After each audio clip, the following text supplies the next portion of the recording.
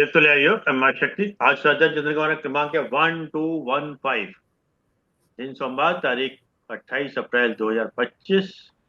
और आज जिनको आनंद है आदरणीय आनंद पांडे साहब को, वो आज यूएसए में हैं। उनकी जगह कक्षा हम ही ले रहे हैं। आज का जो है सद्वाक्य संग्रह पाठ 20 20। आप ज्यादा समझ लेते हो, आदरणीय शेखी साहब से निवेदन करते हैं कि अपनी डायरी खोलो सर, तो शुरू करिएगा। जी सर। जी जी। आज मेरे को एक बुक मिली, किताब है मीर दाद। अच्छा, उसमें से थोड़ा सा पढ़ता हूँ। पढ़िए पढ़िए। रामकृष्ण। प्रेम प्रभु प्रभु का विधान है। तुम जीते जीते हो ताकि तुम प्रेम करना सीख लो। तुम प्रेम करते हो ताकि तुम जीना सीख लो। मनुष्य को और कुछ सीखने की आवश्यकता नहीं। यदि किसी पेड़ पर लगा एक छोटा सा पत्ता तुम्हारे प्रेम का अधिकारी हो, तो पूरा पेड़ उसका कितना अधिकारी होगा। जो प्रेम संपूर्ण के एक अंश को चुनता है, वे अपने भाग्य में आप ही दुखों की रेखा खींच लेता है। प्रेम जीवन का रस है, जबकि घृणा मृत्यु का मवाद। किंतु प्रेम का भी रक्त की तरह हमारी रगों में बेरोक प्रवाहित होना नितांत आवश्यक है। रक्त के प्रवाह को रोको तो वह खतरा एक संकट बन जाएगा। और घृणा क्या है, सिवाय दबा दिए गए या रोक दिए गए प्रेम के, जो इसीलिए घातक विष बन जाता है, खिलाने वाले और खाने वाले दोनों के लिए, घृणा करने वाला और घृणा पाने वाला दोनों के लिए। तुम्हारे जीवन तुम्हारे जीवन वृक्ष का पीला पत्ता केवल प्रेम से वंचित पत्ता है। पीले पत्ते को दोष मत दो। मुरझाई हुई शाखा केवल प्रेम की भूखी शाखा है। मुरझाई हुई शाखा को दोष मत दो।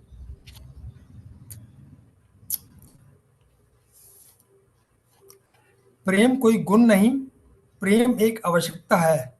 रोटी और पानी से भी बड़ी, प्रकाश और हवा से भी बड़ी। प्रेम में ना अधिक होता है ना कम। जिस क्षण तुम उसे किसी श्रेणी में रखते या मापने का प्रयत्न करते हो, उसी क्षण यह तुम्हारे हाथ से निकल जाता है और पीछे छोड़ जाता है अपनी कड़वी यादें। मतलब ये प्रेम के बारे में काफी कुछ कहा गया है कि प्रेम ही करना चाहिए हमको। सभी से प्रेम करना चाहिए, किसी से भी घृणा नहीं करनी चाहिए। इसी से ये हमारे को एक निष्कर्ष मिलता है। इसमें हमारे गुरुदेव का एक विचार है। जी सर। वो कहते थे कि अगर कोई तुमसे बहस करे और ये कहे कि हमारे गुरु आपसे ज्यादा ज्ञानी, मान लेना। हाँ हाँ। किसी और चीज में है, मान लेना, परंतु प्रेम करने में मत मानना। कि मुझसे ज्यादा प्रेम करने वाला तुम्हें इस जगह कोई नहीं मिलेगा। और आपको जी शायद जी। ध्यान होगा, जो रूबिया थी वहां पे इराक में, हाँ हाँ वो हाँ। भी प्रेम के ऊपर ही इसके काफी वो था, वो रूबिया। जी जी। तो जो परम रबिया पूज्य बसरी। रबिया बसरी। हाँ, रबिया रबिया राबिया राबिया राबिया थी, राबिया नाम। रबिया रबिया नाम था। हाँ चलो कोई बात। अभी हाँ तो जी। उसको मेरे ख्याल से ओशो ने भी और गुरुदेव ने कई जगह कोट किया उसको। जी जी। बहुत सुंदर। चलिए चौधरी साहब, आज आप कुछ बोलिएगा, आपके पास भी क्या खजाना है। इसीलिए कहा जाता है ना, पोथी पढ़ जगमुआ बयान पंडित कोय। हाँ। ढाई अक्षर प्रेम का पढ़े सो पंडित होय। मतलब सब कुछ इसी में है, प्रेम में। वाह, बहुत अच्छा। सही बात है। चलिए साहब, चलिए साहब, आज कुछ छोटे छोटे थॉट्स हैं, कुछ विचार हैं, मैं पेश करता हूँ। नंबर 1, हम्म, जिंदगी का सबसे कठिन काम है इंसान को पहचानना। जिंदगी का सबसे कठिन जी जी। काम है इंसान को पहचानना। जी जी। चलिए साहब, इंसान सारी जिंदगी इस गलत फहमी में रहता है कि वो जो कुछ भी करता है अपने प्रियजनों के लिए करता है। जी लेकिन सच तो यह है कि वो केवल अपनी संतुष्टि और खुशी के लिए करता है। जी जी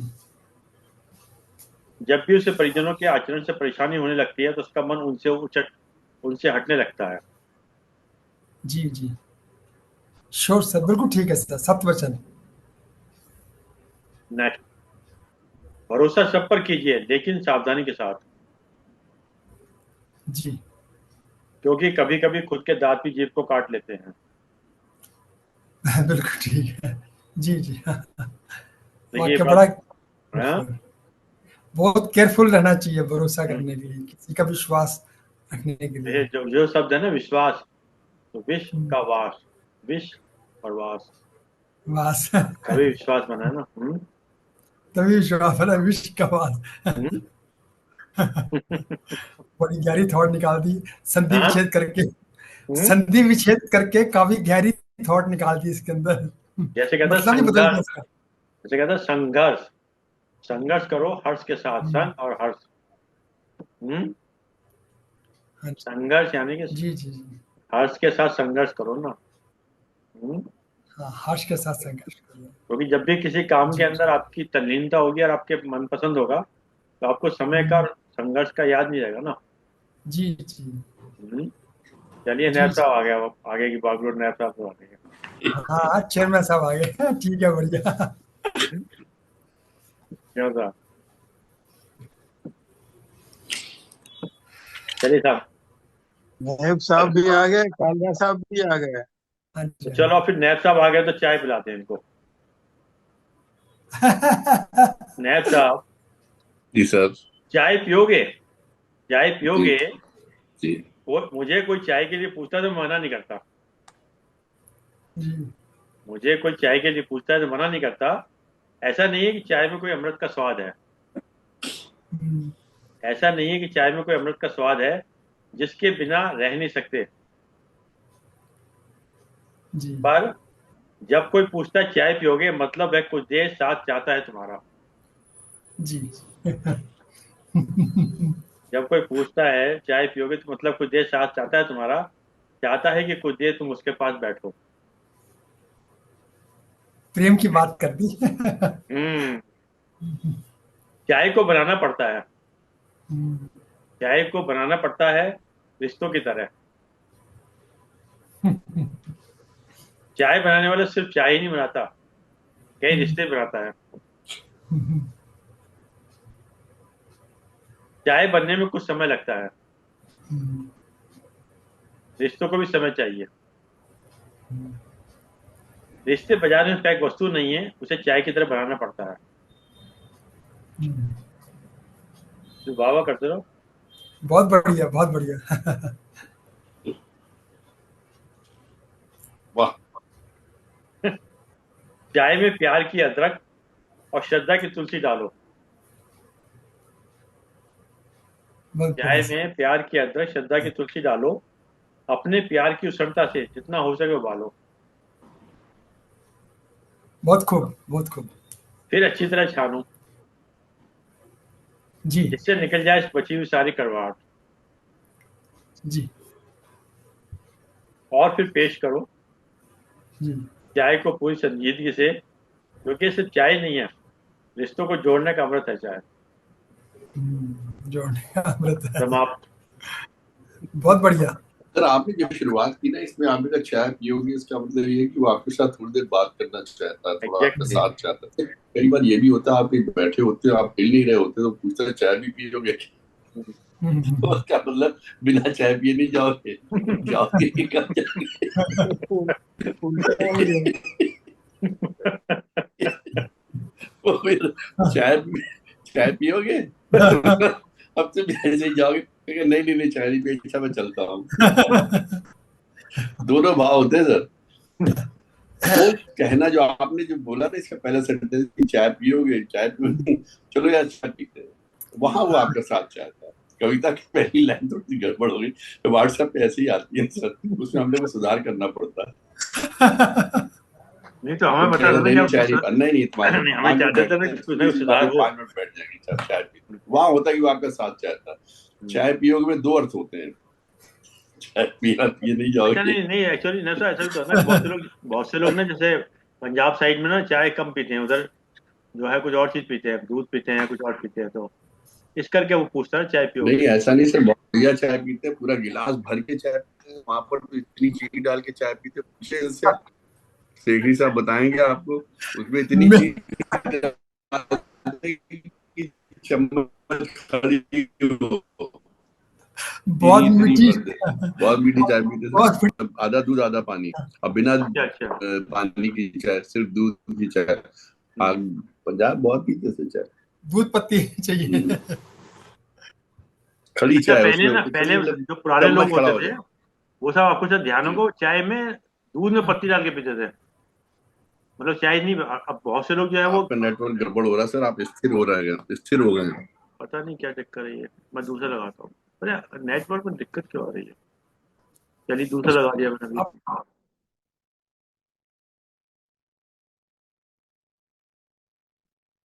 देखना ये ठीक हो गया क्या। नहीं तो मैं हॉटस्पॉट लगा दूँ।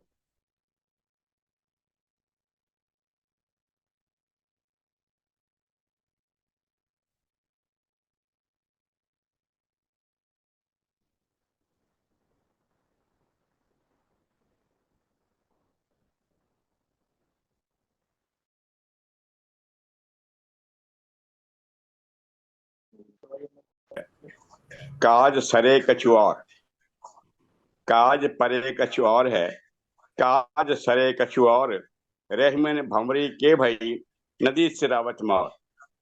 जैसे शादी होने के बाद सेहरा किसी काम को उसको नदी में डुबो दिया जाता, फेंक दिया जाता है, ऐसे ही जब काम पड़ता है तो आदमी की सूरत कुछ और होती है, जब काम निकल जाता है तो उसकी सूरत कुछ और होती है। ये यथार्थ है आज सर। जो लोग देख रहे हैं, लोन लेने वाला आता है तो हाथ जोड़ के, भाई साहब लोन दे दो, मैं आपके एक हफ्ते में लौटा दूंगा। अब वो लोन ले लिया, फिर किसको याद है वापस करना, वो वापस नहीं करता, उल्टा वो मांगता है तो सब दुश्मनी क्रिएट करता है कि मुझसे बिना मतलब पैसे मांग रहा है, मैंने तो देना ही नहीं है इसका कोई। तो सदैहिम कहते हैं कि जब काम पड़ता है तो आदमी की सूरत कुछ और होती है, बड़ी भोली से बना करके आता है, निकल जाता है तो अकड़ खां बन के रह जाता है।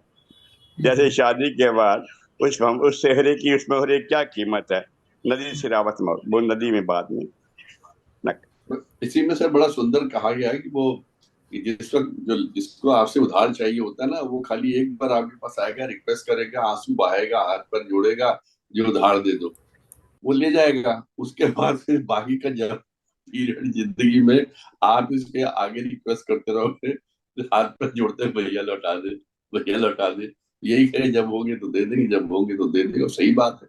जब होंगे नहीं तो कहाँ से देगा। एक बार वो रिक्वेस्ट करता, बाकी टाइम आप लगातार रिक्वेस्ट करते रहते हो, हर 15 दिन में याद दिलाते रहते हो।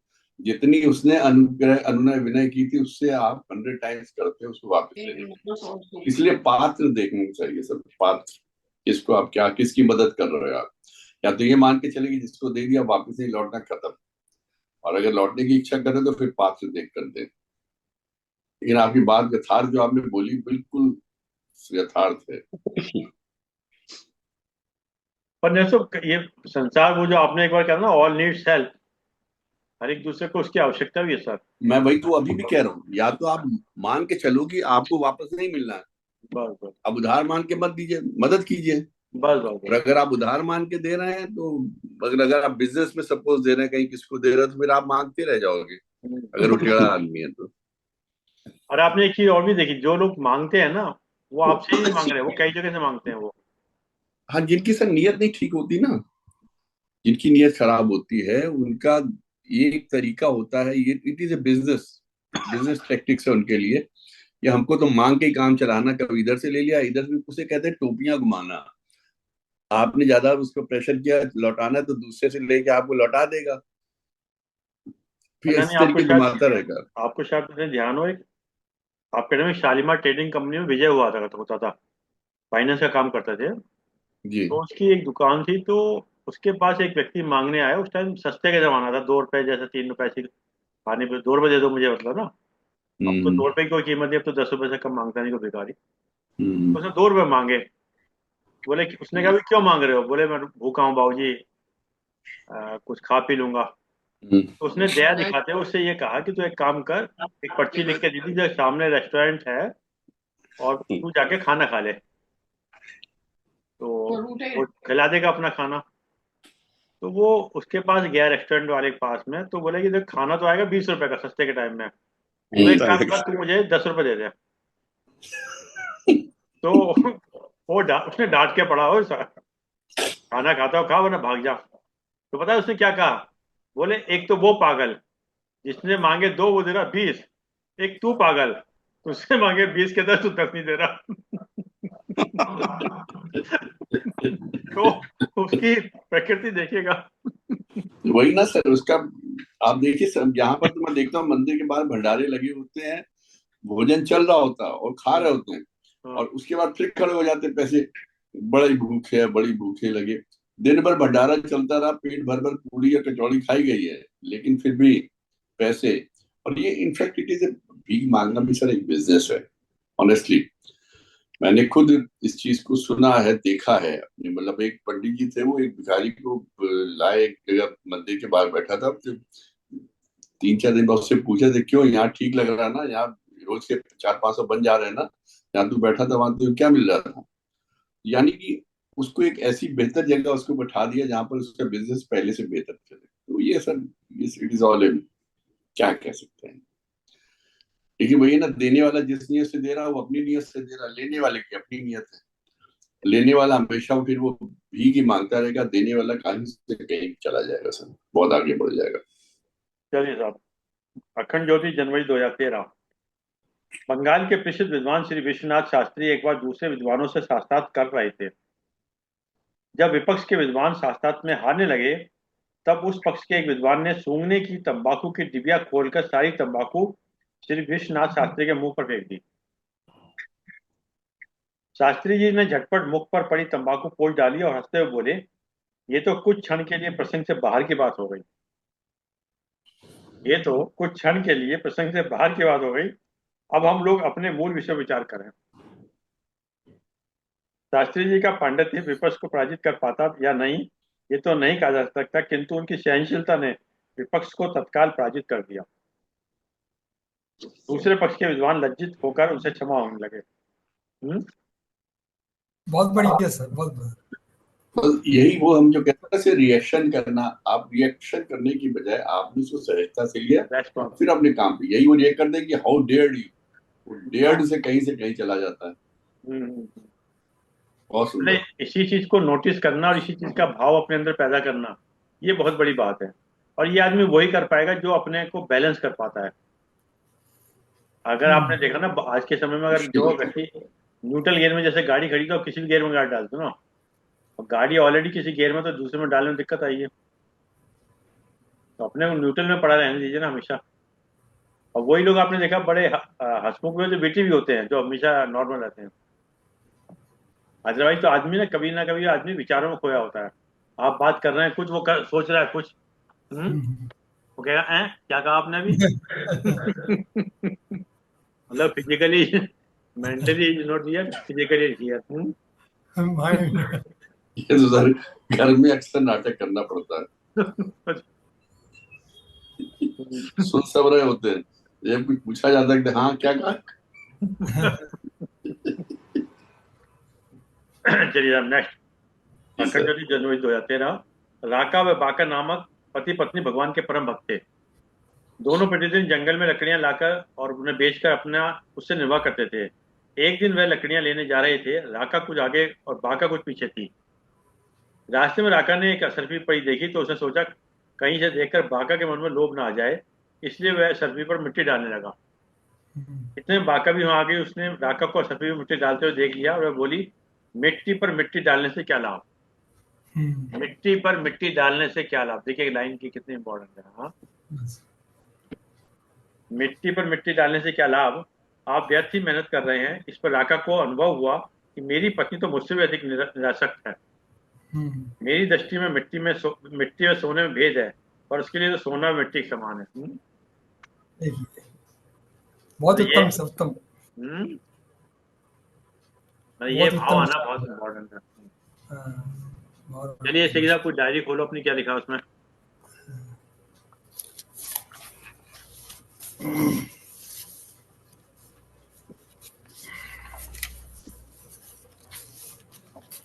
युग युगांतों से संत कहते आए हैं कि परमात्मा करुणा का सागर है और उसकी दया का कोई अंत नहीं।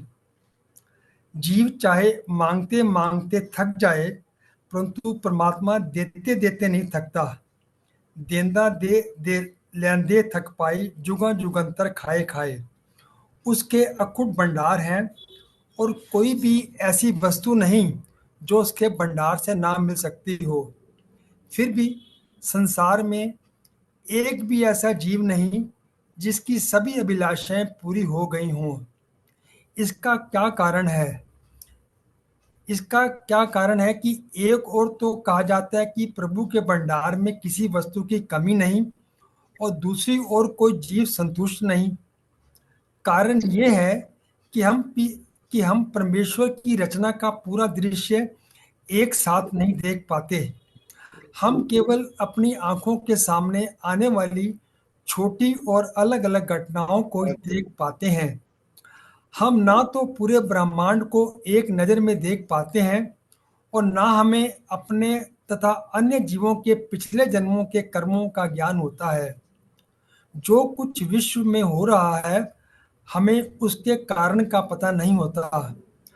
हम केवल किसी किसी घटना को ये जो देखती रहती है। हमारे सामने घटित होती है देखते हैं।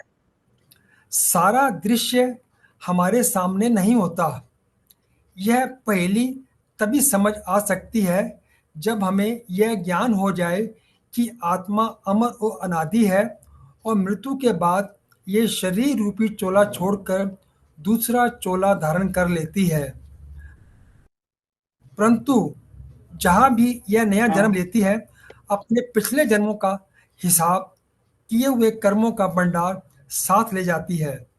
नए जन्म में एक ओर तो ये अपनी पिछली अधूरी इच्छाओं को पूरा करती है, और दूसरी ओर नई इच्छाओं के जाल में फंस जाती है। परंतु ये आवश्यक नहीं कि सब इच्छाएं मानव शरीर में ही पूरी हों। तृष्णा कर्मों की जननी है, और कर्म आवागमन का चक्कर चलाते हैं। इसलिए संत इस सिलसिले को जड़ ही काट देते हैं। उनकी शिक्षा है कि दांतों की बजाय दाता को ही मांगो, क्योंकि दाता के आ जाने से दातें तो साथ ही चली आएंगी, फिर कभी किसी चीज की कमी नहीं रहेगी। संसार के सब सुख तथा सब धंधे झूठे हैं, क्योंकि ये अनंत दुखों और मुसीबतों के कारण बनते हैं। इन सब कष्टों और अज्ञान के अंधकार से बचने का एकमात्र साधन नाम का अभ्यास है। केवल नाम के साथ जुड़ने पर ही स्थायी शांति और मुक्ति प्राप्त हो सकती है। नाम सच्चा अमृत है, परंतु केवल वे ही जीव इसकी लज्जत को जानते हैं जिन्होंने इसे स्वयं चखा है। बहुत सुंदर।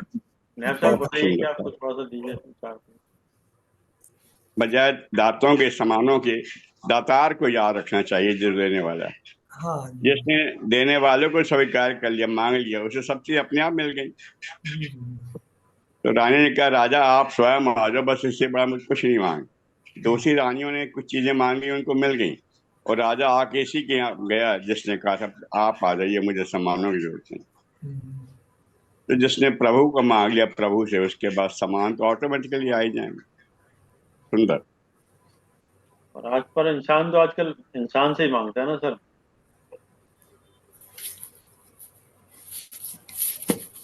चलिए नैब साहब कुछ आप भी बताओ, बोलो। साउंड बंद है सर, साउंड साउंड। मैंने जानबूझ के साउंड बंद की थी, मैं कुछ ज्यादा बोल रहा था, मैं थोड़ी देर शांत हो जाए। तो सर आप बोलिए, आप बताइए, हम खाली उसके ऊपर। चौधरी साहब को सुनते हैं, चौधरी साहब जी विश्लेषण करें। जी चौधरी साहब। नहीं, बात तो सही है। और दाता को ही मांग लो, मालिक को ही मांग लो, तो फिर किसी को मलकियत तो आ मांगने ही की जाएंगे। जरूरत आ ही जाएंगी। अगर वही मेरे पास आ गया तो फिर और किसी से मांगने की क्या जरूरत होगी? बेशक सत्य। वही है। अगर राजा को ही अपने हम पास बुला लिया तो ये तो फिर और क्या जरूरत। हालांकि सिकंदर तो खाली हाथ गया था, बता दिया सबको कि खाली हाथ आए थे खाली हाथ गए। मांगने मांगना किस लिए है ये भी नहीं पता। ये बात भी तो है। अल्टीमेटली तो वही बात है कि मांगना किस लिए है। ये 40 साल में जो बात कही है, ये रियली हार्ट टचिंग है। ये दिस इज, हम लोग मांगते रहते हैं, मांगते रहते हैं, मांगते रहते हैं, दे दो, ये दे दो, वो दे दो, लेकिन क्या कभी हम उसका उपभोग कर भी पाएंगे? अगला पल हमारे पास है कि नहीं है? अगली श्वास आनी है कि नहीं आनी है? और उसका करेंगे क्या? मिल भी गया तो करेंगे क्या? हम उसका उपयोग भी नहीं जानते। कितना खा लोगे, कितना पी लोगे, कितना ओढ़ लोगे, कितना पहन लोगे? इतनी बात कही और मैं एकदम से देखिए साउंड हटा के एकदम से सामने आ गया। मतलब इट्स रियली हार्ट टचिंग। मांगते रहते, भगवान दे दो, दे दो, दे दो, ये भी दे दो, वो भी दे दो, ये भी कर दो, वो भी कर दो, वो भी थक जाता है देते देते। और हमको यही नहीं पता होता कि हमने जो मिला है उसका करें क्या, और जो हमारे पास अभी है हम उसका क्या करें। बहुत बढ़िया सर, चौधरी साहब आपका विश्लेषण है, आनंद आ गया सर। ये तो हमेशा की तरह जैसे लाला अमरनाथ निकालते हैं ना कमेंट्री के एक्सपर्ट, वही चीज़ है। अब जब देखिए ना, भिखारी दो तरह से होते हैं ना, मंदिर के बाहर भी भिखारी है, मंदिर के अंदर भी भिखारी है। मंदिर के अंदर भगवान से मांग रहे हैं, मंदिर के बाहर इंसान भी मांग रहे हैं। तो भिखारी तो दोनों ही है ना। हमारे भाई अरविंद जी, मांगने लेकिन वाले की तो मांगने ले, वालों को पता भी नहीं कि जो मांग रहा हूँ मेरे लिए फायदेमंद है कि नहीं। जो मालिक है उसे पता है कि उसे क्या चाहिए क्या नहीं चाहिए। उसे मालिक 1 करोड़ देना चाहता था, उसने कहा प्रभु मुझे 10 लाख मिल जाए, मेरा काम चल, बस 10 लाख लेकर चुप हो गया, बाकी 90 लाख प्रभु ने फिर दिया ही नहीं। तो मांगने वाले को पता नहीं मुझे क्या मांगना, और देने वाला क्या दे लेकर बैठा हुआ है। इसलिए इसमें मांगना ही चाहिए, बस इसमें प्रभु कहा की था, इसमें प्रार्थना। जब मांगने की जब बात आती है ना, तो प्रभु से ये मांगा जाता है प्रार्थना के अंदर, हे प्रभु जो मेरे लिए उचित हो वो दीजिएगा, जो मेरे हाँ भले के लिए वो दीजिएगा। बस भाई और ये या हम मांग। उसमें ये कहा जाता है, हे ईश्वर तेरी इच्छा पूर्ण हो, हे ईश्वर तेरी इच्छा पूर्ण हो, जो तुम बहुत चाहते हो सही। वही होना चाहिए। बिल्कुल। यही सबसे विधि बड़ा होए नाथ हित बोरा, राम जी। रहु सो वेगी दास मम तोरा। जिस विधि से मेरा भला हो उसी विधि से आप मैं आपका दास हूँ। इनफैक्ट आपने जो कहा ना भिखारी वाली बात की, मंदिर के अंदर जो मांग रहा है वो भी भिखारी और जो बाहर बैठा वो भी भिखारी। सर भिखारी भिखारी में भी एक बड़ा अंतर होता है। जो व्यक्ति सिर्फ अपने लिए भिखार मांगता है, चाहे वो मंदिर के अंदर मांगे चाहे मंदिर के बाहर मांगे, वो जन्मजात भिखारी, और भिखारी पैदा होता और भिखारी ही मर जाएगा। जिंदगी भर मांगता रहेगा, उसका पेट नहीं भरेगा। लेकिन जो व्यक्ति दूसरों के लिए भी मांगता है, अपने लिए नहीं दूसरों के लिए मांगता है सर, वो फिर भिखारी नहीं होता सर, वो संत पुरुष होता है, वो साधु पुरुष है। मंदिर के अंदर हमने कितनी बार देखा लोगों को कि सबका कल्याण, जगत का कल्याण, हम लोग के सभी श्लोक ही उसी तरीके हैं कि सबका कल्याण हो, सारे विश्व का कल्याण हो। जो इस पर अमल करता है और इसी पे चलता सर, वही संत है, वो भिखारी नहीं, बाकी तो सब भिखारी। आपने बहुत सही कहा कि वो जो मांगने का प्रयोजन क्या है, ये बहुत इंपॉर्टेंट है ना।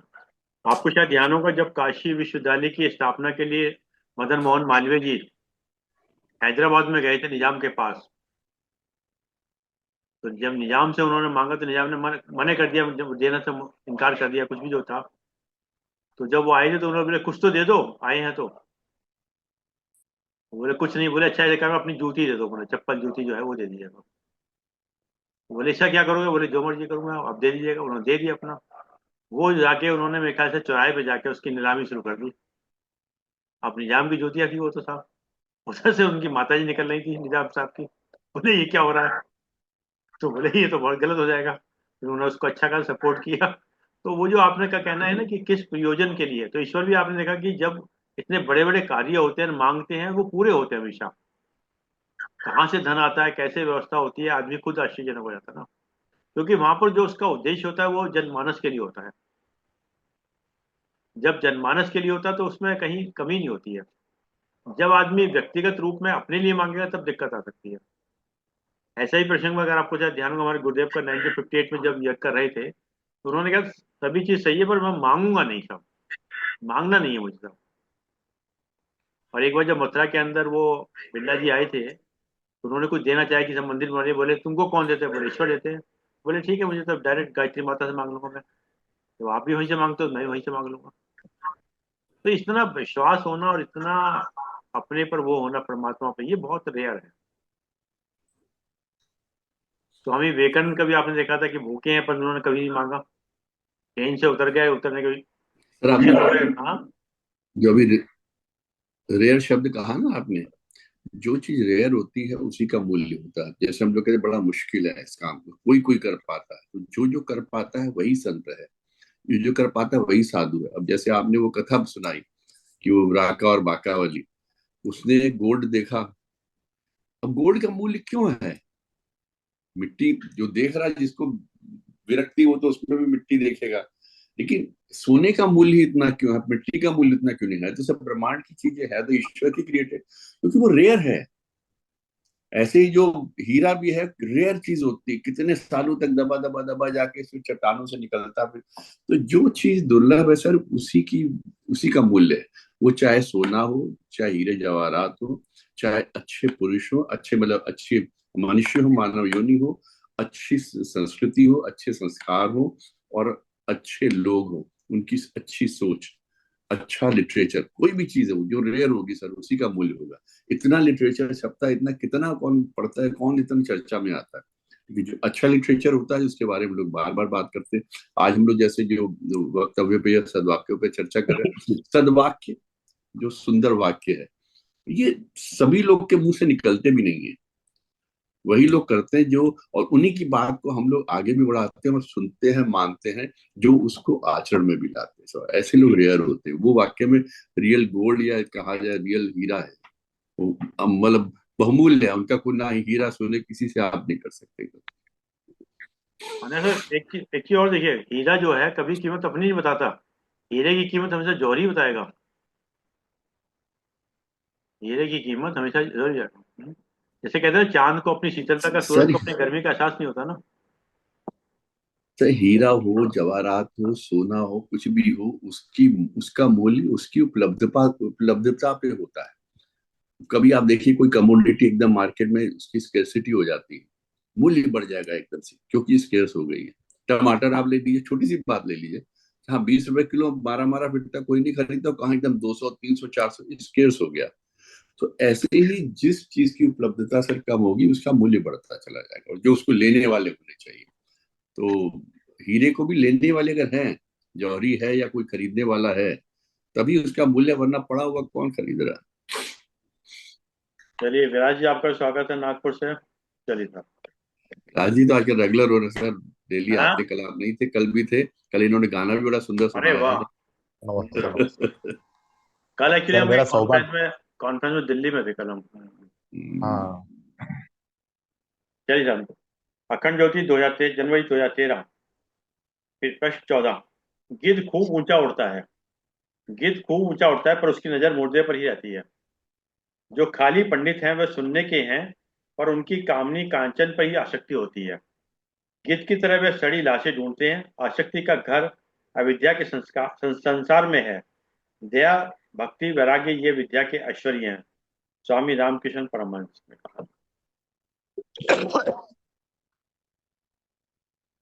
चलिए साहब नेक्स्ट। एक संत यात्रा पर निकले। रात होने पर उन्होंने गांव में रुकने का विचार किया। उनका नियम था कि वे किसी सज्जन व्यक्ति के ही घर का अन्न जल ग्रहण करते थे। उन्होंने गांव के घर के आगे खड़े होकर एक व्यक्ति से कहा, मैं रात को रुकना चाहता हूँ, परंतु मेरा यह नियम है कि मैं शुद्ध आचार विचार वाले व्यक्ति के यहाँ ही अन्न जल ग्रहण करता हूँ। क्या मैं आपके घर रात भर ठहर सकता हूँ? इस पर उस व्यक्ति ने विनम्रता पूर्वक कहा, महाराज, मैं तो नराधम हूँ, पर मेरे सिवाय अन्य सभी लोग वैष्णव हैं। फिर भी यदि मेरे घर को आप अपने चरणों से पवित्र कर दें तो मैं स्वयं को भाग्यशाली मानूंगा। संत आगे बढ़े और दूसरे घर का दरवाजा खटखटाया। दूसरे ने भी यही उत्तर दिया। गांव के प्रत्येक नागरिक ने अपने को अधम व अन्यों को सज्जन बताया। गांव वालों के उत्तर में संत ने समझ लिया कि इस गांव में सभी अच्छे वैष्णव परम सज्जन लोग रहते हैं। उन्होंने एक सदगृहस्थ से कहा, अधम तुम नहीं मैं हूँ, अधम तुम नहीं मैं हूँ, जो भिन्नता की सोच रखता हूँ रहा, आज तुम्हारे यहाँ भिक्षा ग्रहण कर रात्रि आवास पाकर मैं धन्य हो जाऊंगा।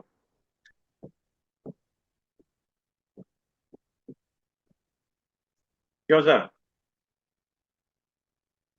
बहुत गहरा है विचार ये। हाँ, गहरा विचार तो वीएन जोशी साहब खोलेंगे इसका जो।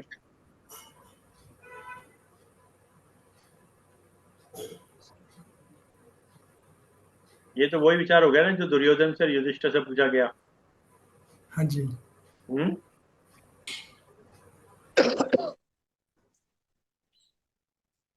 चलिए इतने इस विचार को आप बताओ, फिर दूसरा पढ़ते हैं। एक बार हीर रांझा को मिलने जा रही थी। रास्ते में एक मौलवी नमाज पढ़ रहा था। हीर अपनी धुन में इतनी मगन थी कि मौलवी के सामने से गुजर गई। मौलवी बिगड़ कर बोला, क्यों रही? क्या तू अंधी है, देखती नहीं मैं नमाज पढ़ रहा हूँ और तू मेरे आगे से गुजर गई, मेरी नमाज में बाधा डाल दी। हीर ने कहा, मौलवी जी, मैं तो एक संसारी पुरुष से प्रेम करती हूँ। मैं उसके प्रेम में इतनी मगन हुई जा रही कि मुझे पता ही नहीं कि आप कहाँ बैठे हैं और क्या कर रहे हैं। परंतु मैं आपसे पूछती हूँ कि यदि आप वास्तव में नमाज पढ़ रहे थे तो आपको कैसे पता चला कि मैं आपके आगे से गुजर गई? बहुत सुंदर, बहुत सुंदर। वास्तव में आज यही हो रहा है कि भगवान का नाम केवल जिह्वा से लिया जा रहा है और मन पूरे संसार में घूमता रहता है। बहुत बढ़िया, बहुत बढ़िया। अरविंद जी, जी सर। ये जो इश्क है ना, ये तलवार की धार है। ये इश्क नहीं आसान, बस इतना समझ लीजिए। ये इश्क नहीं आसान, बस इतना समझ लीजिए। एक आग का दरिया है और डूब के जाना है। यानी प्रेम जो है, प्रेम पंथ ऐसो कठिन, प्रेम पंथ ऐसो कठिन, सब कोई निभत नाही। रहीमन वह तुरंग चढ़े, चढ़ चढ़े चढ़बो पावक माही। जो आग में से निकल के जाता है, आग के दरिया को पार करके जाता है। पीना चाहे प्रेम रस, राखा चाहे मान, एक मायान में दो खड़क देखो सुना का। संत कबीर कहते हैं, एक म्यान में दो खड़क नहीं होते। अब मान भी रखना चाहता है, प्रेम भी करना चाहता है, नहीं ऐसा नहीं होता। जब मैं था तब हरि नहीं, अब हरि है मैं ना। जब अहंकार था तो हरि नहीं था अंदर, अब अहंकार निपट गया, स्वयं परमात्मा प्रकट हो गया। तो प्रेम का मार्ग जो है वो इस प्रेम प्रभु से कर रहा था। बैठा था मसल्ला लेकर बिछा करके, और उसने उसको देख लिया जो हीर के उसमें जा रही थी, और उसको पता ही लगा कि मैं इसके मसल्ले पे चढ़ गई हूँ। उसने कहा कि मैं तो अपने केवल यार को मिलने जा रही हूँ, संसारी यार को। तू ईश्वर से अल्लाह की इबादत कर रहा है, तूने मुझे देख लिया। अफसोस की बात है, कैसा प्रेम है तेरा। जो प्रेम का पंथ बड़ा कठिन कर, तलवार की धार पे चल रहा है, आग के दरिया में डूब के जाने, ये गालिब का मानिए। बहुत सुंदर। और आजकल तो जो हम लोग जो है माला करते रहते हैं, साथ में बोलते रहते हैं, देखना वो गैस पे क्या रखा है, देखना घंटी बज गई, देखना कौन है गेट पे। सर हाँ। अभी तो ऐसे हो गया सर, मंदिरों में पहले जैसी ऐसी खड़े होते थे सभी लोग, अभी तो आजकल सारे मोबाइल लेके खड़े होते हैं। आप इसको क्या कहोगे? अब तो एक्चुअली हम लोग शमशान में भी जाते हैं ना, वहां भी अपनी मोबाइल से अपनी कोई ना कोई प्रेजेंस रखते हैं, मैं भी आ रहा हूँ, बस अभी पहुंच रहा हूँ। मतलब हम लोग वास्तव में देखा जाए शांत है, हर जगह शांत है। और इसका हमें बहुत करना पड़ेगा, कहीं ना कहीं हमको इसका अभ्यास भी करना पड़ेगा, उपवास भी करना पड़ेगा, उसमें मोबाइल थोड़ा उपवास भी सा है। रखिए, इसमें सब दिख रहा है।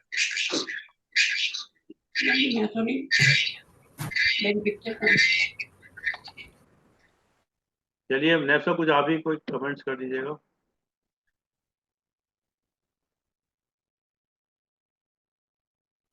काला साहब के बताने के बाद तो कुछ बचता नहीं है, मैं उसमें क्या करूंगा कमेंट। लेकिन बात ये सही है कि हम लोग जो रोजमर्रा मतलब पाठ पूजा करते हैं, तो सब कुछ बैठ के हम भी अपनी भी बात बता रहे सर कि टाइम लिमिट होती कि इतने बजे निकलना, ऑफिस जाना, इधर जाना उधर जाना, जल्दी जल्दी पढ़ते जाते, पूरा ये चालीसा पढ़ लें, वो पढ़ लें।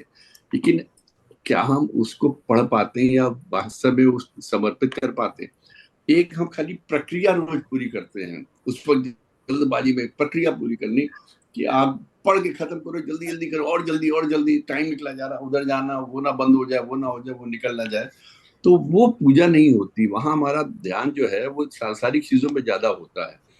दूसरी बात सर, कई मंदिरों में भी जाते हैं ना, तो मंदिरों में भी हमारा दिमाग इधर उधर ज्यादा, तो वो क्या कर रहा, वो क्या कर रहा, भीड़, हम इसके पहले ही दर्शन कर लें, उसको धक्का दिया, उसको धक्का दिया, उधर करके निकल ले, सारा ध्यान इसमें। सर अपने संत पुरुष उन्होंने ये कहा था, मंदिर हम रोज जाते हैं और रोज लौट के आ जाते हैं, तो ना हम भगवान के हो पाते हैं ना अपने हो पाते हैं। मंदिर जाना वही है कि जो एक बार गया तो फिर वहीं का होके रह गया, मतलब फिर भगवान को पूरी तरह समर्पित हो गया। तो इसमें दरअसल इसमें एक कथा भी है सर, मैंने एक बार पहले भी नरेट की थी कि एक वो मंदिर में एक लेडी जाती थी, वो बाहर आती थी, वो वहां के जो पुजारी था उसको बार बार शिकायत करे, देखो वो आदमी इधर ये क्या कर रहा है, वो देखो पुजारी ठीक से काम नहीं कर रहा, वो देखो वहाँ भीड़ किस तरीके लगी हुई है, वो देखिए धक्के दे रहे हैं। उन्होंने कहा ठीक है माता जी, आप कल आइएगा, कल आपको इसका समाधान हम करते हैं। तो अगले दिन उन्होंने उसको एक तेल से भरा हुआ कटोरा दे दिया और कहा कि आप भगवान का जो विग्रह है उसके 10 चक्कर लगा के आइएगा, बस देखिएगा तेल गिरे नहीं। तो उन्होंने वो कटोरा पकड़ा और विग्रह के चारों तरफ चक्कर, सारा ध्यान उनका इसी पे केंद्रित था कि कटोरे से एक भी बूंद तेल ना छलके। उसके बाद जब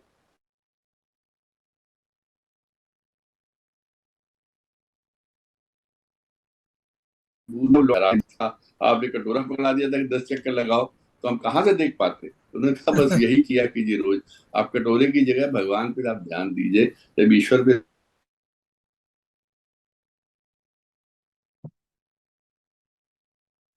हम्म।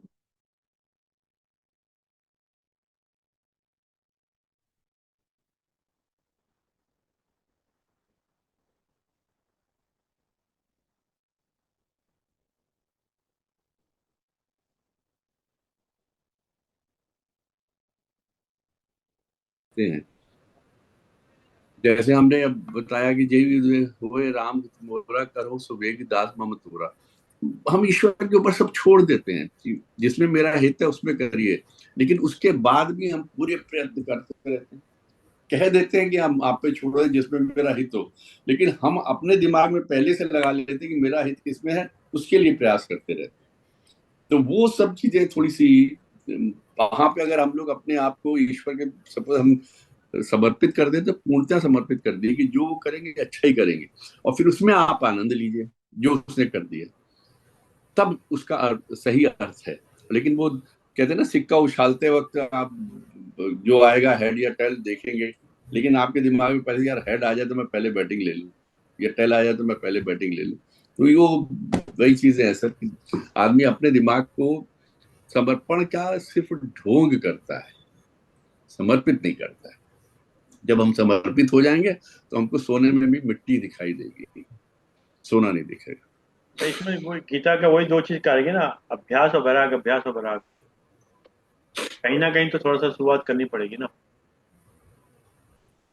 और ये जरूरी नहीं कि इसी जन्म में हो सकता है कई जन्मों की हो हमें अभ्यास जाती है और सर, वैराग करना पड़े। हो जाती है सर। जब आपके, मैंने तो देखा कुछ ऐसी मसले होते हैं सर जिनमें आप तो सोचते हो या जिनमें आपको लगता है या मैंने अपनी तरफ से एग्रेसिव हुआ तो अपना ही नुकसान होगा। एग्रेसिव मीन्स अपने परिवार के लोग ही हैं जो आपके विरुद्ध हैं, उनके प्रति उन्होंने कुछ गलत किया, तो वहां आपकी एक टेंडेंसी होती है कि ये इनको इन पे छोड़ दो, ईश्वर इनका निर्णय करेगा, न्याय करेगा।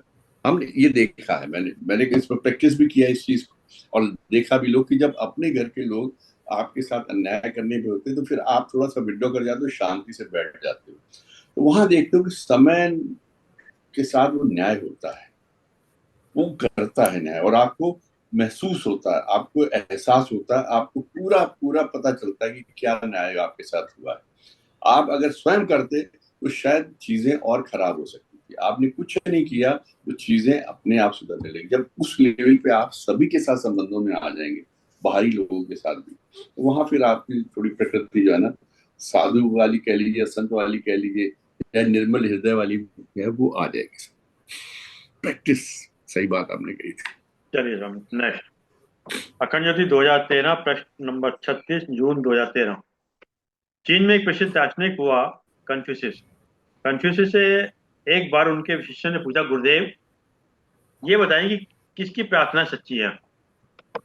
कन्फ्यूशियस ने उत्तर दिया, लिंची ही एक ऐसा साधक है जिसकी प्रार्थनाएं भगवान सुनते हैं। स्वाभाविक था कि शिष्यों के मन में लिंची से मिलने की उत्सुकता हुई। उनमें से कुछ लिंची से मिलने उसके गांव पहुंचे, पर लिंची एक साधारण किसान था। कन्फ्यूशियस के शिष्य दिन भर उसके पास बैठे रहे। जब वो कोई विशेष प्रार्थना करेगा तो उसे लिख लेंगे और फिर उसका अभ्यास करेंगे। लिंची सुबह होते ही अपने खेत पर पहुंचा और आसमान की ओर मुंह करके बोला, हे प्रभु, आपने मुझे जीवन दिया, इसके लिए धन्यवाद। हे प्रभु, आपने मुझे जीवन दिया, इसके लिए धन्यवाद। और यह कहकर वे खेत में काम करने लगा। जब दिन भर उसने कोई और प्रार्थना नहीं की तो कन्फ्यूशियस के शिष्य निराश होकर लौट आए और बोले, गुरुदेव आपने कहाँ भेज दिया, लिंची ने तो बस एक वाक्य ही प्रार्थना की। कन्फ्यूशियस हंसा और बोला, बच्चों, जब किसी का जीवन ही प्रार्थना बन जाता है तो उसे अलग से आडंबर करने की आवश्यकता नहीं होती। बहुत बढ़िया, बच्चों, बहुत जब किसी का जीवन ही प्रार्थना बन जाता है तब उसे अलग से आडंबर करने की आवश्यकता नहीं रहती। सच्ची प्रार्थना मनुष्य के अंतःकरण से जन्म लेती है और वही परमात्मा तक पहुंचती भी है। बहुत बढ़िया सर, उत्तम। देखिए ना, हम लोग प्रार्थना पे जिक्र कर रहे थे, गुरुदेव ने कैसा प्रश्न निकाल दिया। ये आपको मैं तारीफ नहीं कर रहा, मेरे पास ना अखंड ज्योति सन 80 से बाइंडेड है, 12-12 की। और हर साल की मैंने बाइंडेड करा रखी है। तो जब मैंने कभी कोई समस्या, कोई समाधान होती है तो मैं ऐसे ही हटा देता हूँ, यूं करके निकाल देता हूँ। कैन यू बिलीव कि समस्या का समाधान उसमें होता है। मतलब ये मेरा विश्वास मानिए, जो मर्जी मानिए, वो एक अलग बात है। या जैसे रामचरित मानस में चौपाई के में कहते हैं कि फला चौपाई में अगर आप निकले वो निकल जाएगा। तो विश्वास से बढ़कर कोई चीज नहीं है ना। गुरु हमेशा आपके साथ है, आपको गाइड करने के लिए। आपको जब वास्तव में किसी गाइडेंस की जरूरत होती है तो वो गाइड करते हैं। नहीं, आप एक चीज देखिएगा, जो छोटे छोटे थॉट या विचार आते हैं ना, ये कहाँ से आते हैं, किस वक्त पे आते, कितने माकूल आते हैं। हाँ, जब पुलवामा पे वो अटैक हुआ था तो उसमें वो थॉट एकदम पता नहीं कहाँ से आया कि जब आपको कोई संकट आता है तो उस वक्त में आपको दो चीज की आवश्यकता होती है, धैर्य की और अटैक की। तो उसमें एग्जाम्पल दिया कि तलवार का और उसका साथ में उसको ढाल का। तो आप पहले ढाल आगे करेंगे फिर तलवार अटैक करेंगे। हाँ, हाँ जी, तो ये मतलब एकदम कोई चीज अटेंडम नहीं हो सकती ना, क्योंकि बाद में पछताना पड़े किसी चीज के अंदर। और वो तो पूरा देश चलता है जब यहाँ पर। क्योंकि अगर आप देखो ना, दो एग्जाम्पल सामने इस टाइम, यूक्रेन और रशिया, हमास और इजराइल। हाँ, कितने लंबे चले। हम्म तो ये चीजें जब कभी कभी आती है तो ईश्वर की, ठीक है, इस सब चीजों के अंदर होता था। चलिए साहब, ना सब कुछ बोलिएगा आप भी, फिर अगला समय होने वाला, आगे चलते हैं।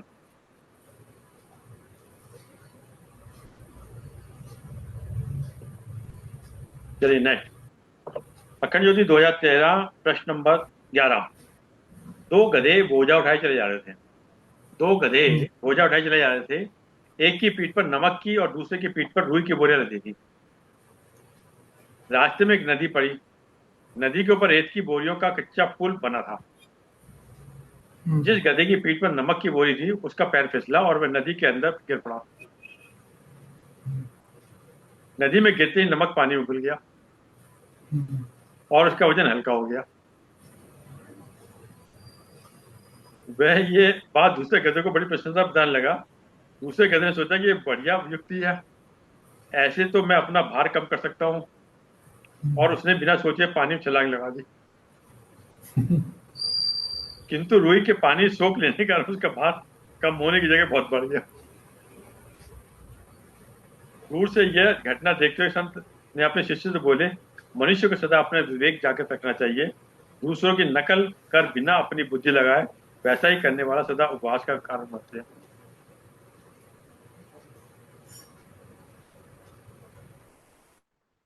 इसमें ऐसा मुझे एक घटना और याद आ गई। आवाज आ रही है।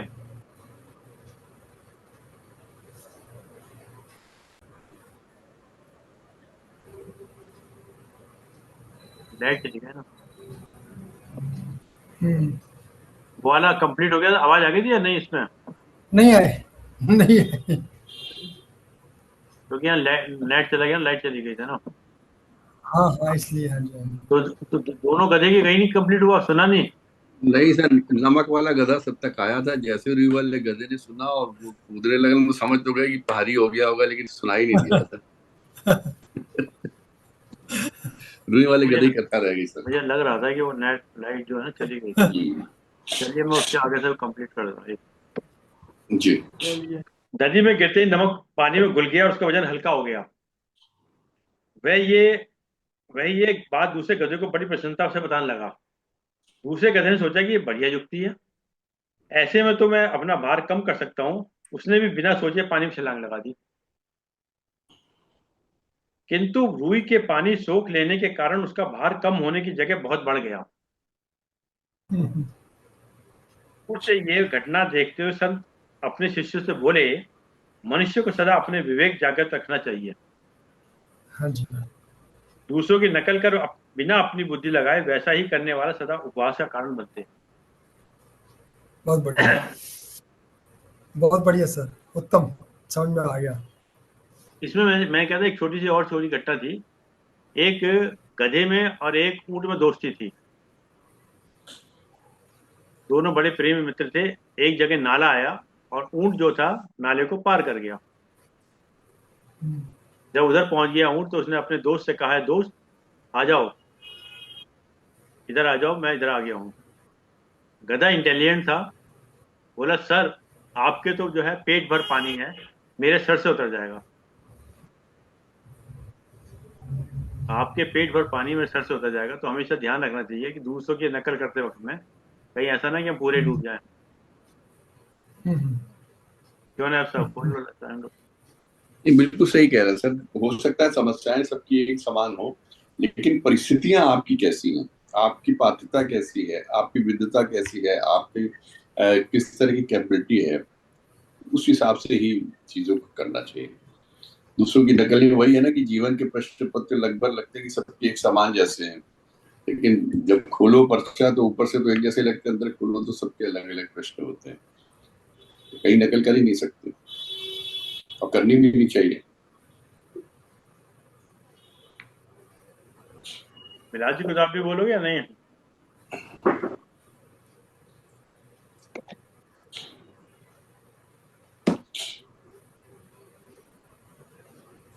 चलिए एक और सुना के फिर खत्म करते हैं। लास्ट है। जी। अखंड ज्योति 2013 प्रश्न नंबर 54।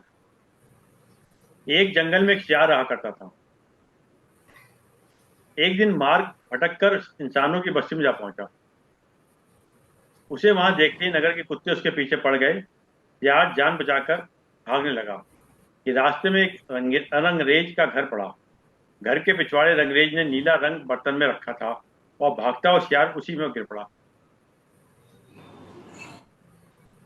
रंगा हुआ सियार जब वापस जंगल पहुंचा तो नीले रंग के सियार को देखकर जंगल में सभी जानवरों से डरने लगे।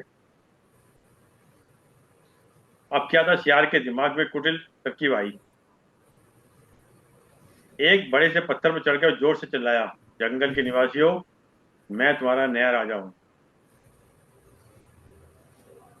मुझे भगवान ने दर्शन करके नीला रंग दिया है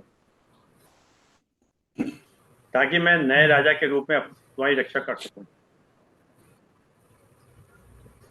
जंगली जानवर उसके प्रस्ताव पर विचार कर पाते उससे पहले ही दूर से सियारों के एक झुंड से हुआ की आवाज आई।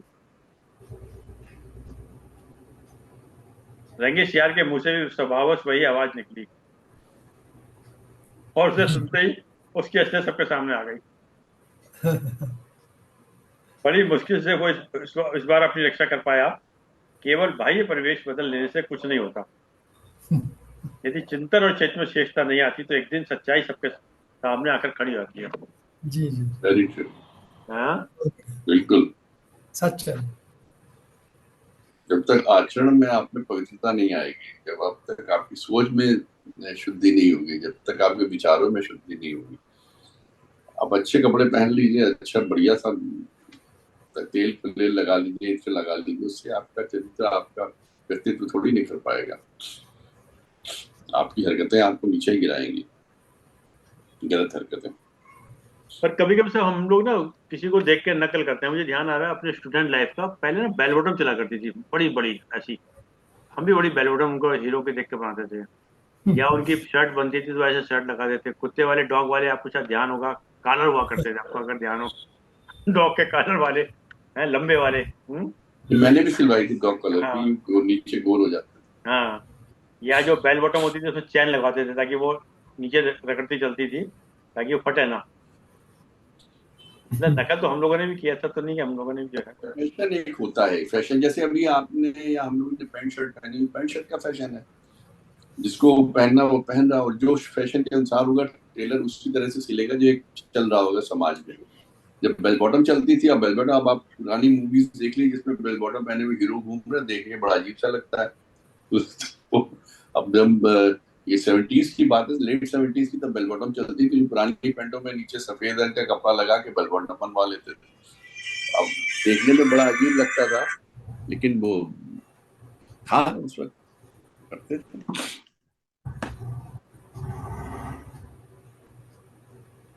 या पहले आपको शायद ध्यान होगा, बड़े बड़े लंबे लंबे बाल रखे करते थे साइड से कान के ऊपर।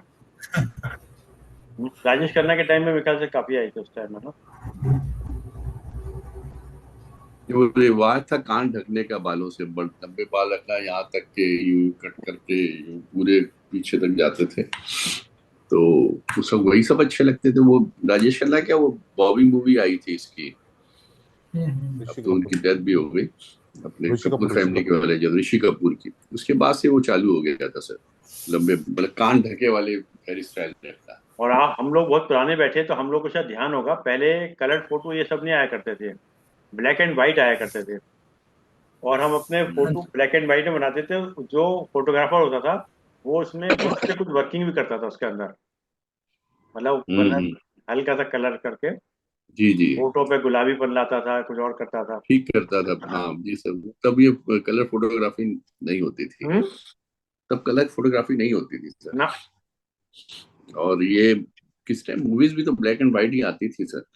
अब आप वो वही अगर अपनी पुरानी फोटो देख लें जिसमें कान तक बाल ढके हैं, तो लगता है कुछ डकैत है। हम्म। उस टाइम का फैशन था, सब अच्छा लगता था, उसके बिना आप अजीब लगते थे, आउट ऑफ डेट लगते थे।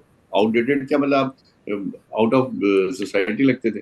अब उसी को पुरानी को देख लीजिए तो लगता है यार ये भी हम लोगों ने किया हुआ है।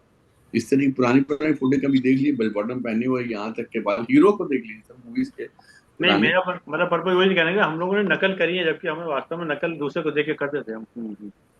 वो एक फैशन है, फैशन था। उसको क्या कहेंगे, उसको वो एक समाज का एक चलन होता है। जैसे पैंट शर्ट पहनी, सबने पैंट शर्ट पहन रहे, इसको नकल क्या कहेंगे, एक चलन है, इसको चलन कहेंगे। वो नकल नहीं उस कहेंगे समय सर, का फैशन था ना ये तो। वो फैशन के हिसाब से हम लोग देखते थे सर। हाँ। जी।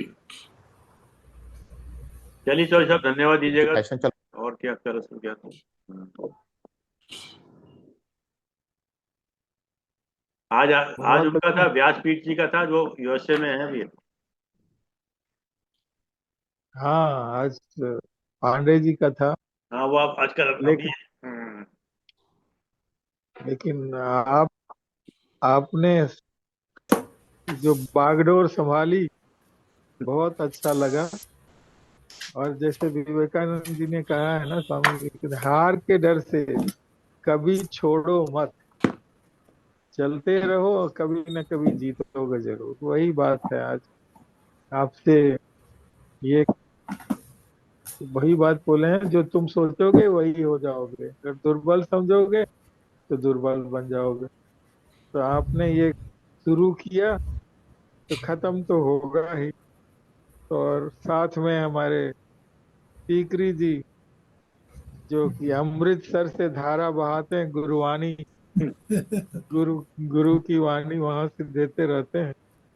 अच्छा लगता है, कुछ कुछ बातें अच्छी बातें हो जाती हैं।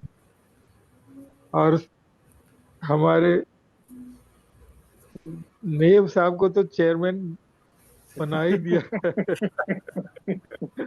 चेयरमैन साहब अपना हाँ कुछ फाइनल कमेंट हाँ। हाँ। जो ओवर रूल ही कर देते हैं, तो बस। हाँ। हाँ, हाँ। हाँ, हाँ। हाँ, हाँ। हाँ, हाँ। हाँ, हाँ। हाँ, हाँ। हाँ, हाँ। हाँ, हाँ। हाँ, हाँ। हाँ, हाँ। हाँ, हाँ। हाँ, हाँ। हाँ, हाँ। बहुत अच्छा होता है। और निकाल के भी अच्छे खड़से कमेंट्स लाते हैं, साहब, ऐसी बात नहीं है, लाते भी बढ़िया कमेंट्स हैं। हाँ, लाते अच्छा है। चेयरमैन का काम ही वही है कि ओवर रूलिंग होना चाहिए, जो भी होगा ओवर रूल। तो और बहुत अच्छा लगा। ये आते हैं तो मजा आ जाता है, ये बात सही है। मन लग के। इस पे आज चौधरी साहब खड़से साहब के लिए, कुछ, मैं हाँ, कहूँ इनके लिए एक शेर कविता। है जो आपने बात कही ना, वक्त से हटकर अलग अपनी राह बनाओ। वक्त से हटकर अलग अपनी राह बनाओ, वक्त के साथ उससे गुलाम चलते हैं। तो इनकी हमेशा जरूर कुछ ना जरूर। कोई नई चीज निकाल के लाते हैं। हाँ, जरूर जरूर जरूर, ये बात तो है।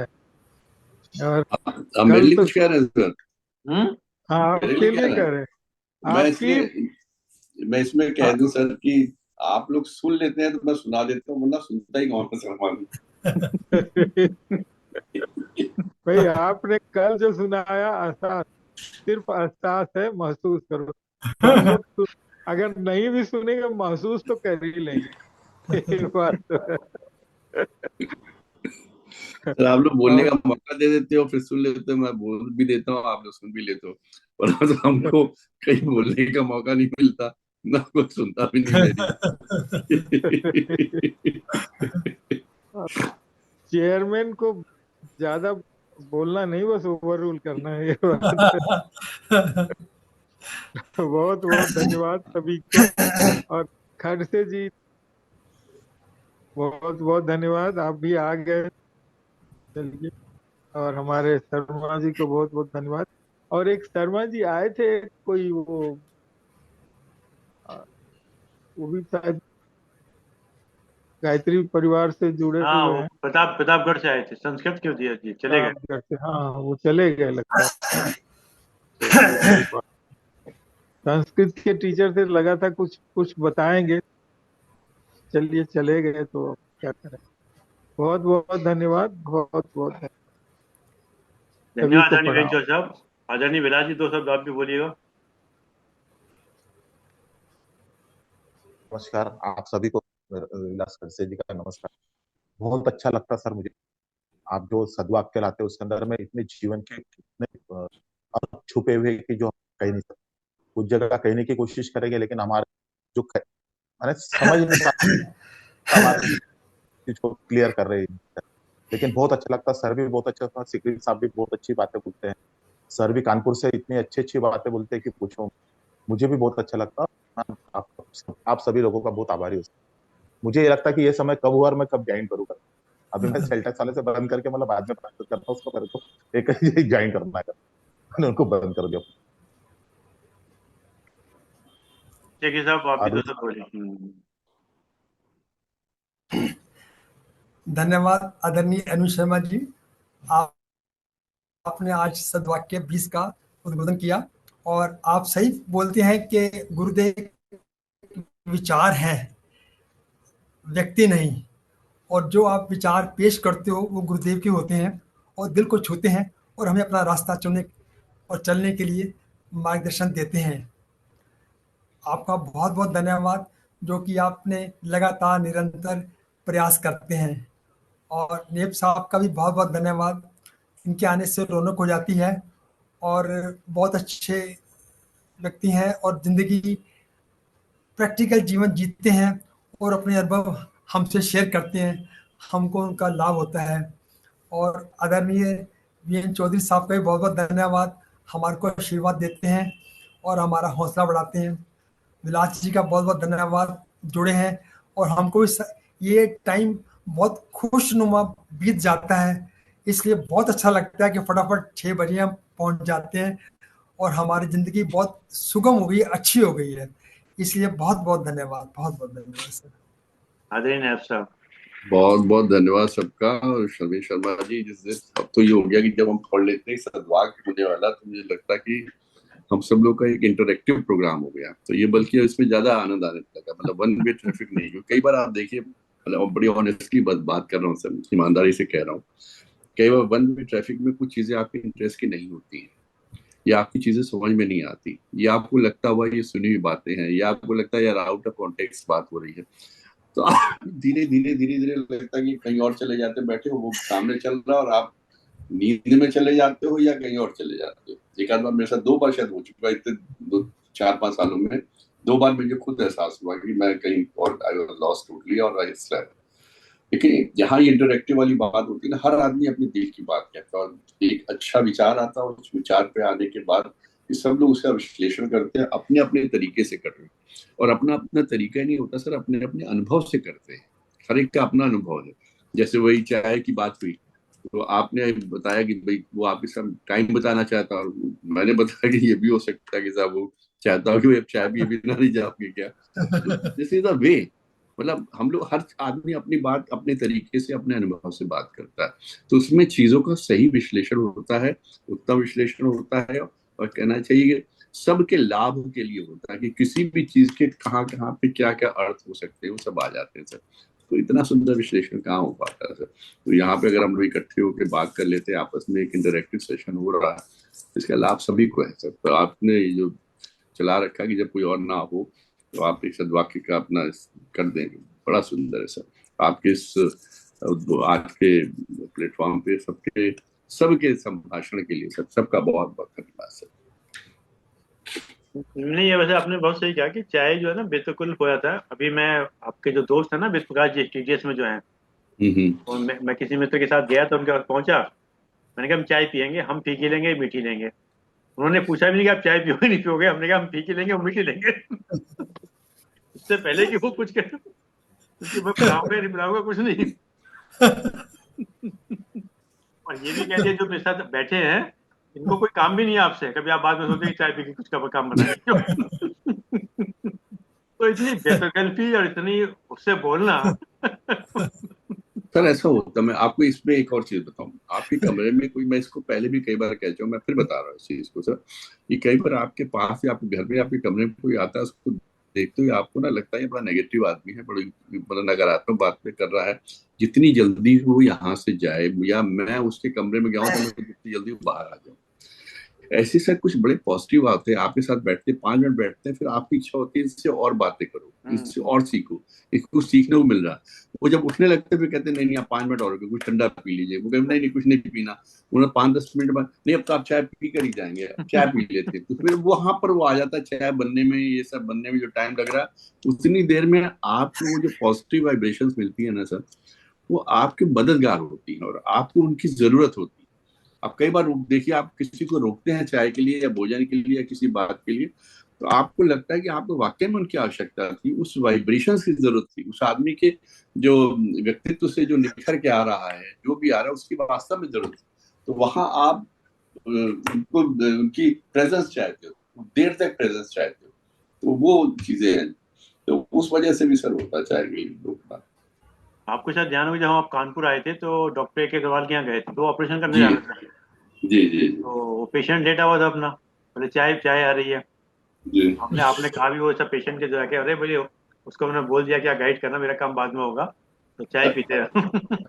ये आप बहुत सही करेंगे। कुछ लोगों के मिलने से ये लगता है कि और बैठे हैं, और जी कुछ लोगों से लगता है कि ऐसा, जबकि उन्होंने आपको कोई बिगाड़ा भी नहीं है। मैं बताऊँ, सर कुछ वो लोग ऐसे वाइब्रेशंस ऐसी होता है, ऐसा होती नहीं है। कि उन्होंने कोई नुकसान किया या कुछ और किया, उसके बाद लगता नहीं, एनर्जेटिक मतलब।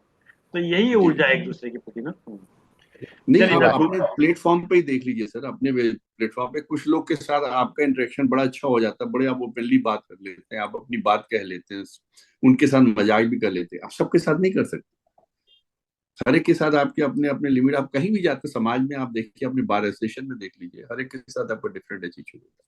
ठीक सर। सही सर, बहुत बहुत धन्यवाद रूम के सभी लोगों का। और जैसे कि विचार साहब 3 बार के साथ अपनी बात को समाप्त करते हैं। आज का विचार, जीवन का वास्तविक सुख, जीवन का वास्तविक सुख दूसरों को सुख देने में है। जीवन का वास्तविक सुख दूसरों को सुख देने में है, उनका सुख लूटने में नहीं। जीवन के प्रति जिस व्यक्ति के कम से कम शिकायतें हैं, वही जगत में अधिक से अधिक सुखी है। सुंदर एकदम सुंदर। जीवन के प्रति जिस व्यक्ति की कम से कम शिकायतें हैं, वही जगत में अधिक से अधिक सुखी है। चाहे राजा हो या किसान, वह सबसे ज्यादा सुखी है जिसको अपने घर में शांति प्राप्त होती है। बहुत बढ़िया। चाहे राजा हो या किसान, बस दैट इज द वही सबसे ज्यादा सुखी है जिसको अपने घर में शांति प्राप्त होती है। सही बात। सुकून की तलाश, सुंदर, अति सुंदर। लाइफ पार्टनर का शांति होने से काम नहीं चलेगा, वास्तव में शांति चाहिए।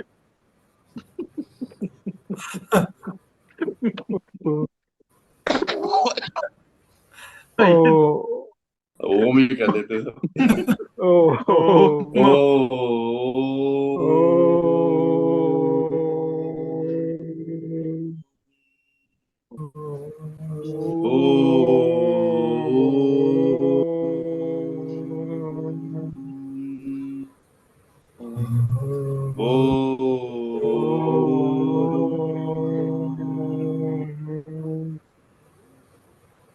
शांति शांति शांति शांति शांति। शांति।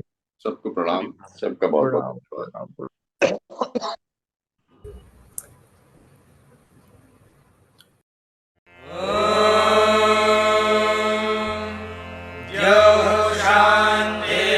शान्तिरन्तरिक्षं शान्तिः पृथिवी शान्तिरापः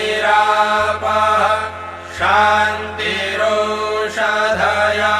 शान्तिः वनस्पतयः शान्तिर्विश्वे देवाः शान्तिर्ब्रह्म शान्तिः सर्वं शान्तिः शान्तिरेव शान्तिः सा मा शान्तिरेधि। ॐ शान्तिः शान्तिः